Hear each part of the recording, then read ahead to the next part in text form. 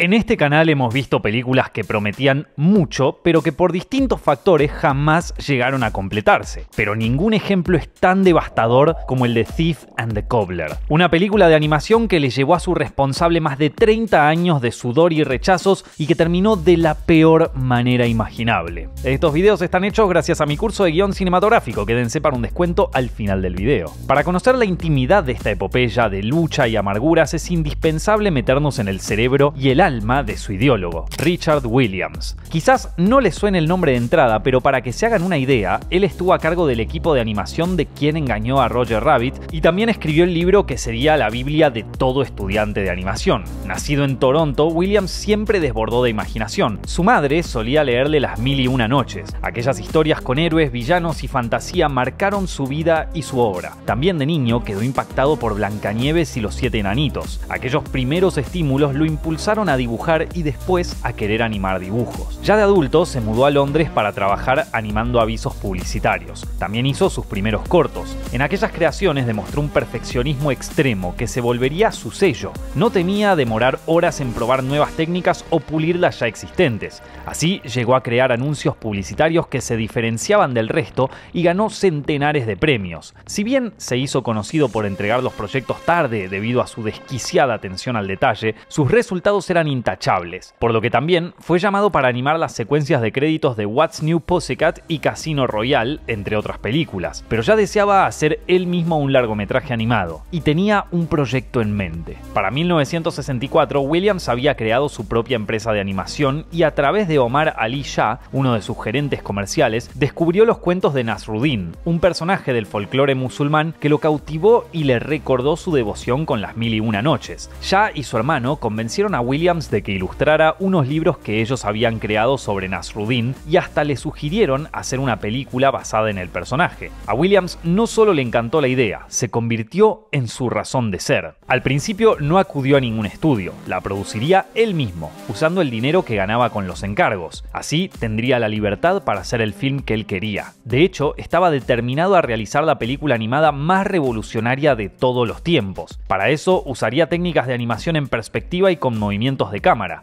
También emplearía recursos parecidos a plano secuencia, con personajes en constante movimiento. Y no solo eso, buscaba innovar en la calidad de la imagen. Mientras los profesionales de la época animaban a 12 cuadros por segundo, Williams utilizaría 24 cuadros, como una película de acción en vivo, para conseguir la fluidez máxima. A fin de lograr una obra cumbre, Williams reunió un equipo a la altura del resto. Llamó a Ken Harris, un veterano animador de Warner conocido por su trabajo en los Looney Tunes, y lo designó animador jefe. También acudió al diseñador Roy Nasbit para ocuparse de los fondos. Así juntó un equipo de 40 animadores. Para ese entonces ya había un título tentativo, el sorprendente Nasruddin. A fines de los 60, Williams puso en marcha la producción. Sin embargo, ya en esos primeros días el proceso fue muy lento. Esto se debía en parte al carácter independiente del proyecto, pero sobre todo al perfeccionismo de Williams. No usó un guión y tampoco presentó una visión clara. Solo le importaba llevar las cuestiones técnicas a un nivel superior. Tenía un carácter fuerte e incentivaba a su equipo para que aportaran ideas. A partir de ahí le daban forma a los personajes e intentos de historias. Por otro lado, el título cambió por The Majestic Fool, aunque en 1970 simplemente quedó Nasruddin. Para 1972, Williams y su equipo tuvieron listo un corte de 3 horas. Consistía en un compilado de historias breves de una estética deslumbrante. Lo mostró en un círculo íntimo, y las devoluciones fueron idénticas. Aunque el apartado visual era indiscutible, carecía de hilo narrativo y de desarrollo de personajes. Williams lo tuvo en cuenta, pero las mejoras demandarían más tiempo. Si bien el proyecto avanzaba despacio, Williams no paraba nunca. En 1971 completó el corto A Christmas Carol, que le valió un Oscar. Creyó que podía ser un anzuelo para captar el interés de Hollywood, y lo consiguió. Paramount Pictures mostró interés en Nasruddin, pero surgió el primero de los muchísimos traspiés que Williams experimentó durante años. Mientras avanzaban en las conversaciones con Paramount, descubrió que su empresa tenía irregularidades financieras. Tras investigar, descubrió una malversación de fondos que venía de nada más ni nada menos que de su gerente comercial Omar Ali Shah, la misma persona que le dio la idea de Nasruddin. Tras el despido, Shah y su hermano le reclamaron el 50% de las ganancias de Nasruddin.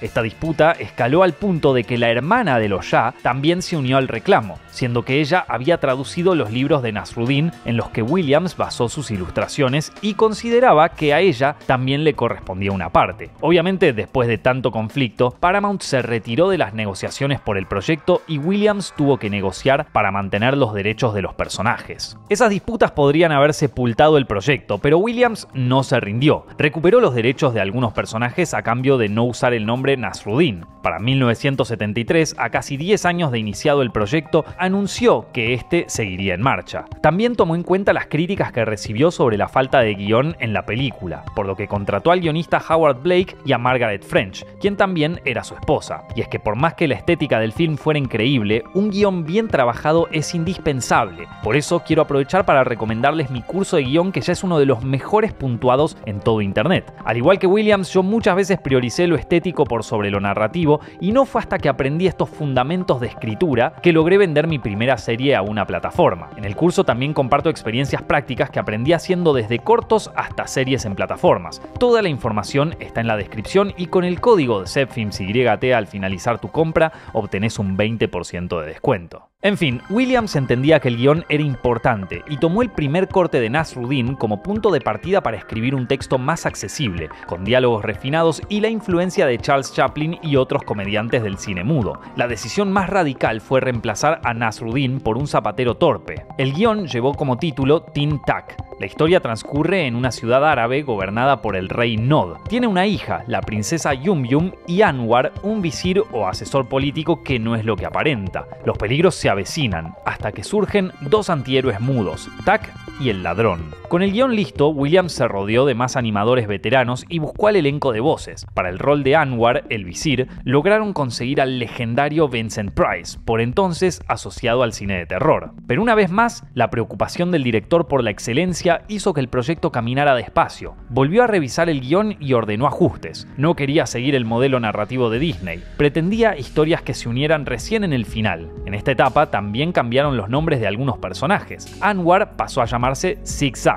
Estas contramarchas hicieron que los personajes y los fondos sufrieran modificaciones y debieran ser animados de nuevo. Por otra parte, surgió el título definitivo, The Thief and the Cobbler, traducida literalmente como El ladrón y el zapatero. Como el proyecto continuaba extendiéndose y el dinero se escurría, Williams debió suspender la producción. Aceptó más trabajos ajenos para poder subsistir e invertir en el largometraje. Cuando tenía un segundo libre, buscaba financistas por donde fuera. En 1978 el proyecto ya llevaba una década en desarrollo y Williams empezó a buscar financiación en lugares algo poco habituales. Logró contactarse con el príncipe de Arabia Saudita, Mohammed bin Faisal Al Saud, quien quedó encantado con The Thief and the Cobbler y deseaba invertir para terminarlo. Antes de liberar los fondos, el príncipe quería ver una escena completa que lo terminara de convencer.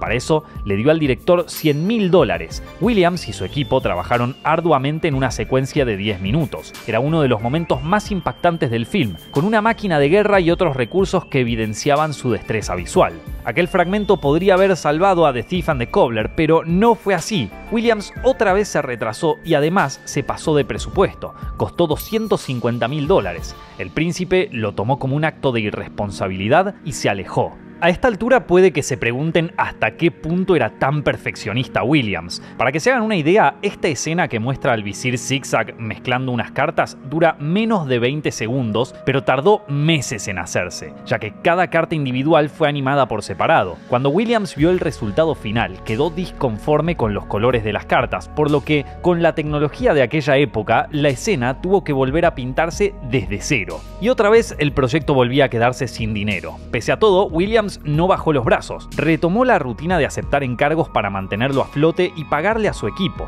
A comienzos de los 80 preparó una presentación de 20 minutos y se la mostró a un contacto fuerte que acababa de hacer, Gary Kurtz, un productor de la saga de Star Wars. Entusiasmado por la propuesta, se comprometió a ayudarlo a encontrar financiación en Hollywood. Williams comprendió que allí podría localizar el apoyo que precisaba. Por enésima vez, la búsqueda llevó años. Williams perseveraba, pero su equipo de animadores ya ya no podía seguirlo. La mayoría abandonó el proyecto para participar en otras películas o por puro hartazgo. La racha negativa de Williams terminó en 1986, a casi 20 años desde que inició el proyecto. Los test de The Thief and the Cobbler enloquecieron a Steven Spielberg y a Robert Zemeckis, que preparaban un ambicioso film producido por Disney. ¿Quién engañó a Roger Rabbit? Era una mezcla de comedia y film noir ambientada en un 1947 alternativo, donde los humanos conviven con los dibujos animados. Al principio, Williams no quería participar, pero uno de los ejecutivos de Disney lo convenció diciéndole que podría ser una puerta de entrada a que Hollywood le financiara un proyecto más personal. Roger Rabbit fue un éxito comercial y artístico, pero detrás de cámaras fue un delirio, al que seguramente le dedicaremos un video en el futuro. Para que se vayan haciendo una idea, solo imagínense a alguien tan perfeccionista como Williams trabajando con los tiempos que manejaba Disney. El proceso de animación se retrasó muchísimo y Williams no acabó en los mejores términos ni con los animadores ni con la compañía. A pesar de eso, los resultados fueron incuestionables. Williams obtuvo 2 Oscars, uno por los efectos especiales y otro por su desempeño como animador. Creyó que con todo esto finalmente encontraría el apoyo de Disney para The Thief and the Cobbler, cuyo desarrollo estaba por cumplir 20 años. Sin embargo, los ejecutivos de la compañía no querían repetir la experiencia que tuvieron con Williams en Quien engañó a Roger Rabbit. Si bien le ofrecieron participar en La Bella y la Bestia, no lo tuvieron en cuenta para nada más. Sin embargo, todavía quedaba cierta esperanza por el lado de Warner Bros. Los ejecutivos estaban interesados y casi llegaron a firmar el contrato, hasta que se enteraron de lo terrible que era Williams para entregar el material a tiempo. Tanto les preocupó este aspecto del animador que aseguraron la producción con Completion Bond Company, una importante empresa aseguradora. De este modo, Williams debía entregar la película en un plazo establecido. De caso contrario, Completion Bond se quedaría con los derechos. Williams llamó a su equipo y retomó el trabajo. Al amparo de un estudio todopoderoso, dispondría de los recursos para enfocarse únicamente en The Thief and the Cobbler. Pero el director no podía con su genio. La obsesión por los detalles ocasionó nuevas demoras. Cuando lograba terminar una escena quería profundizar más y probar otras ideas. Eso aumentaba las jornadas laborales y los gastos. En Warner le dijeron que podría disponer de tecnología digital, que estaba en auge incluso entre las producciones animadas. Eso, entre otras cosas, podía acelerar el trabajo, pero el director se negó.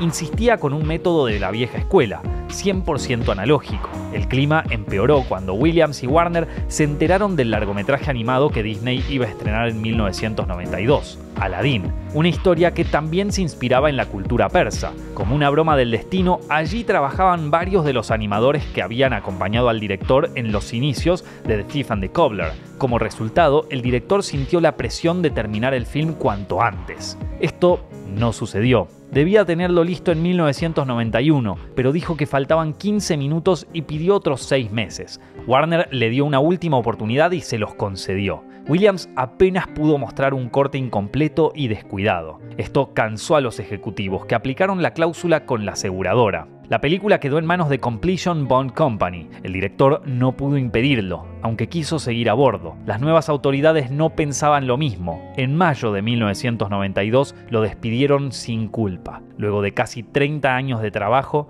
Williams perdió a su bebé.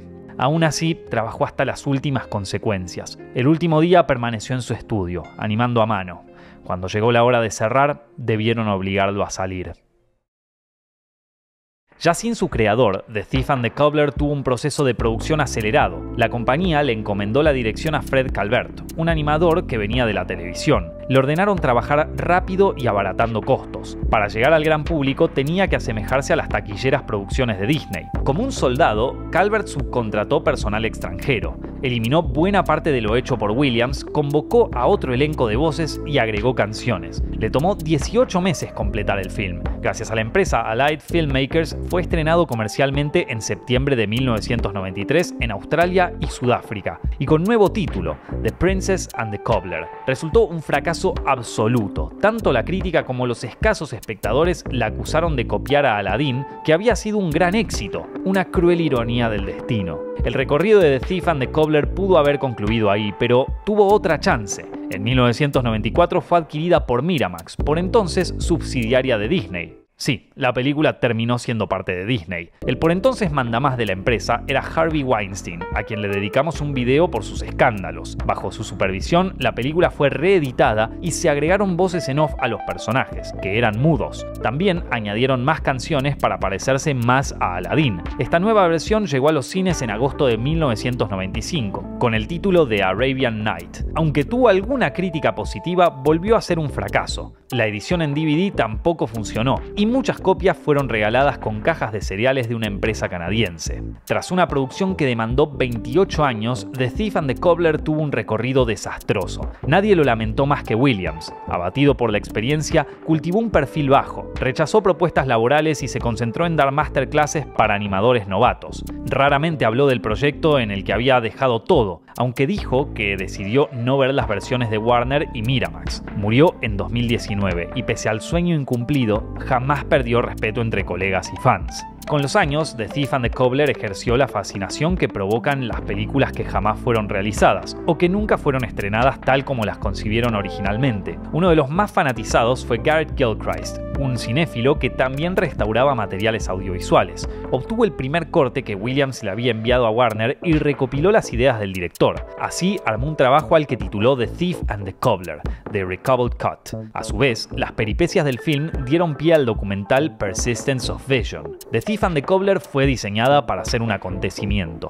Los retrasos, los problemas y las malas voluntades conspiraron para que eso no sucediera. Ninguna de las versiones existentes es lo que el director imaginó, pero es posible vislumbrar lo que podría haber sido una gema del cine animado y del cine en general. Dune es uno de los pilares de la literatura de ciencia ficción. Su impacto y su influencia son inagotables. David Lynch la adaptó al cine y pronto tendremos una versión dirigida por Denis Villeneuve, la mente creativa detrás de Blade Runner 2049. Pero hubo otros intentos de transponer